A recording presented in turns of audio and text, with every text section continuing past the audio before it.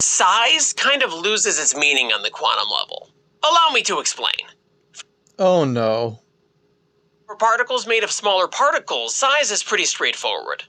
A proton is made of quarks and gluons. Yep. The distance between those parts gives us a sense of size. Uh-huh. But there are also elementary particles. Those are particles that aren't made of smaller particles. How do you define size for something without parts? Where are the edges?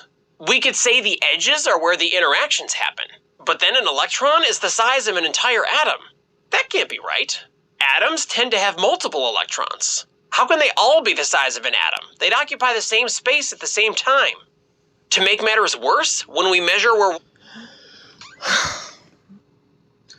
It really disappoints me that him with his catchphrase of fast, fast didn't say that electrons go fast, fast. That's why they look like they're going everywhere in this area.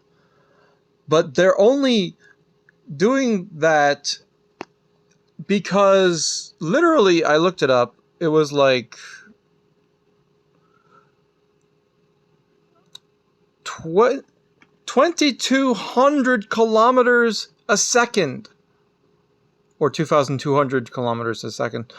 Less than 1% the speed of light, but still fast enough to get around the Earth in just 18 seconds. That means that they're going so fast they look like a blur. But when you pause the frame... at the same time. To make matters worse, when we measure where one of them is, it suddenly collapses. It doesn't collapse. It's simply a still image of what was once a movie. And when you speed up cars fast enough that they're going 2,200 kilometers per second, you realize that is extremely fast and they look like a blur. But when you slow them down, they're just a car. So if you were to simulate this with cars, you'd know this is exactly how normal objects work. They're nothing weird. They're just fast.